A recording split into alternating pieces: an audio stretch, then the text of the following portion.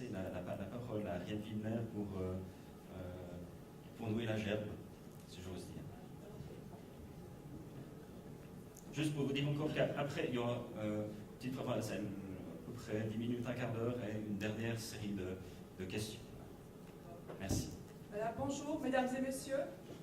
Donc, j'ai effectivement le plaisir de terminer cette présentation sur l'Ouest lausannois, avec, je dirais, au cœur l'idée de la collaboration ou du partenariat, je crois, qui est indispensable, de partenariat à tous les échelons, et c'est de ceci que j'aimerais en fait vous parler maintenant. Vous l'avez vu, vous le savez, l'Ouest lausannois est une région qui présente de nombreuses richesses, d'incroyables opportunités. Le chiffre que j'ai articulé tout à l'heure est un chiffre vertigineux. L'Ouest lausannois, par contre, a aussi une sorte de passé à gérer qui n'est pas toujours facile. Je pense que cette image, elle vous donne un bon aperçu d'une part de ces richesses, des espaces vides qui sont encore à disposition, mais aussi des héritages que cette région a à gérer, notamment par son passé industriel, qui, en tout cas en partie, s'est délocalisé. L'industrie s'est délocalisée et elle nous a laissé finalement des friches à gérer. Je dirais qu'aujourd'hui, le contexte local, je pense qu'on peut dire qu'il est plutôt compliqué et difficile. On subit, je dirais encore, ce recul, cette délocalisation de l'industrie, je crois. On subit et on doit porter aujourd'hui ces bâtiments vides qui restent. On doit aussi gérer, je dirais, des contraintes qui sont des atouts, oui, mais qui sont aussi des contraintes. On voit cette énorme mer de faisceaux de voies ferrées qui desservent, mais qui coupent en même temps un territoire en deux.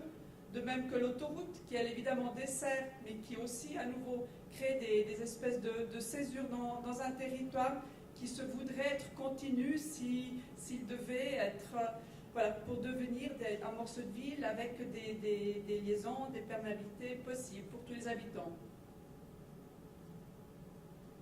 Ce passé, je dirais, ce contexte un peu compliqué, je pense que vous le ressentez, si vous êtes un porteur de projet dans cette région, vous l'aurez certainement constaté, que toutes les contraintes qui sont imposées au projet, notamment sur la base de lois environnementales, c'est-à-dire les projets qui se font dans l'Ouest sont souvent des gros projets, mais qui doivent s'insérer dans un contexte déjà chargé de trafic, déjà chargé de pollution de l'air ou de bruit. Donc ce n'est pas un contexte, je crois, facile, a priori, pour mener à bien un grand projet.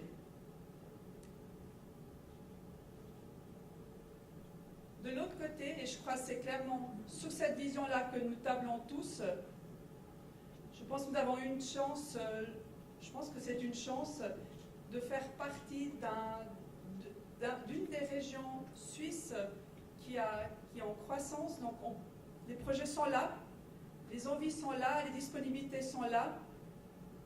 Ici, quelques chiffres pour montrer quand même, je dirais, l'ampleur de ce développement qui est là, qui pèse ou qui est une chance pour l'arc lémanique, mais aussi pour le canton de Vaud, voire notre agglomération. Je vous donne ici des chiffres de croissance qui sont des chiffres qui sont tout frais, qui nous rappellent finalement les croissances prévues entre 2010 et 2030. Nous basons ici sur des scénarios qui nous viennent de l'Office fédéral de la statistique, du SCRIS, et qui sont extrapolés, je dirais, à partir de ce qui s'est passé les dernières années.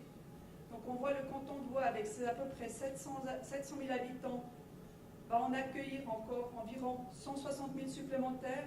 Et on sait que l'enjeu, c'est que notre agglomération, qui aujourd'hui déjà compte plus de 300 000 habitants, elle puisse réussir à loger 70 000 habitants au sein de cette agglomération, puisque de cette façon-là, nous contribuons évidemment aussi à éviter la dispersion de l'habitat qui crée par ailleurs des problèmes de pendularisme, etc.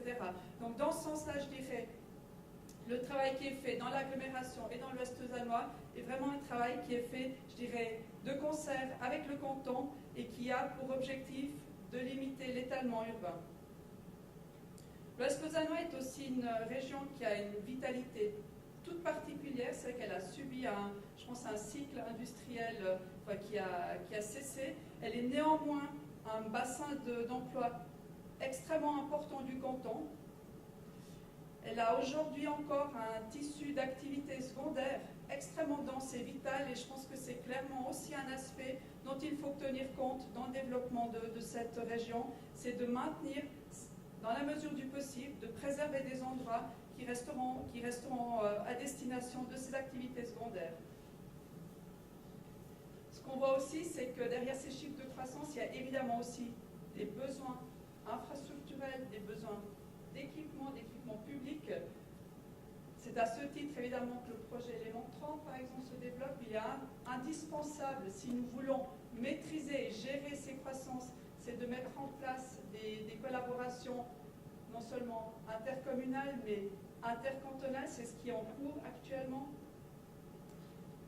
Je dirais c'est dans ce contexte plus large, effectivement, que l'Ouest lausannois, aujourd'hui, de manière, je pense, relativement sereine, peut également planifier son développement.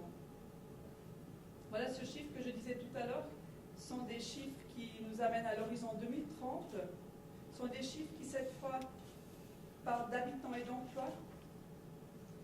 Donc là, de nouveau, notre agglomération, elle pourrait, vouloir accueillir plus de 100 000 habitants et emplois à l'horizon 2030, ce qui représente en termes de surface brute de plancher 6,4 millions de mètres carrés, dont environ 56% de ces capacités d'accueil. Donc là, on parlera plutôt de capacités d'accueil. On les a localisées, par exemple sur cette carte que vous voyez ici, on voit quels sont ces sites majeurs sur lesquels on a des capacités d'accueil. Donc environ 56% de ces capacités d'accueil se trouvent dans l'Ouest lausannois, ont été recensées dans l'Ouest lausannois.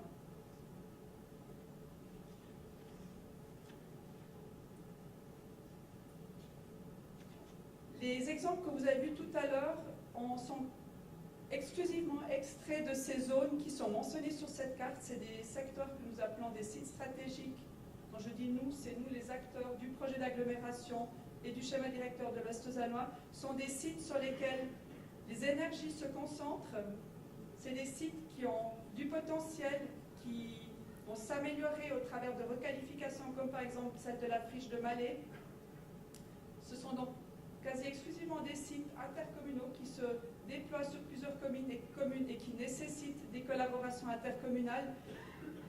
Le fait de travailler sur ces sites, je pense que c'est aussi une garantie pour préserver en quelque sorte d'autres secteurs de cette région d'une pression de densification trop forte. Ça veut dire que grâce à cette concentration des efforts sur un certain nombre de sites, nous pouvons préserver des éléments naturels. On a vu cette première carte tout au début des présentations, à l'intérieur duquel ces sites finalement s'insèrent, et on voit que nous concentrons nos actions, je dirais, sur un certain nombre de sites pour en préserver d'autres qui devraient évoluer beaucoup plus tranquillement et dans le respect, je dirais, des éléments patrimoniaux, que ce soit du naturel ou du bâti.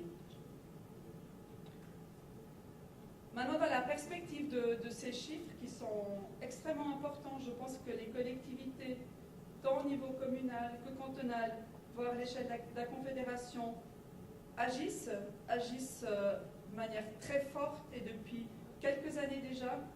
Les communes de l'Ouest ont un partenariat extrêmement fort qui a été établi avec le canton en particulier pour justement travailler sur l'ensemble de ces projets infrastructurels. Là derrière, ça a été dit aussi, il y a évidemment la Confédération avec son fonds infrastructurel qui va aider ces communes et le canton à réaliser ces importants investissements qui sont à venir et qui se chiffrent en plusieurs milliards de francs, en tout cas si on prend la période 2010 à 2030 toujours, donc c'est l'horizon dans lequel nous planifions aujourd'hui, et on revoit ici un résumé, je dirais, de ces principaux éléments, de ces principaux investissements dans les infrastructures de transport qui sont réalisés par la région et par le canton. Que ce soit la gare de l'Ouest, que ce soit le réseau de bus, que ce soit les jonctions autoroutières qu'on voit dans la vignette en bas à gauche, que ce soit le tram, la Alterware, ou des requalifications de routes cantonales qui aujourd'hui se trouvent dans un contexte complètement bâti.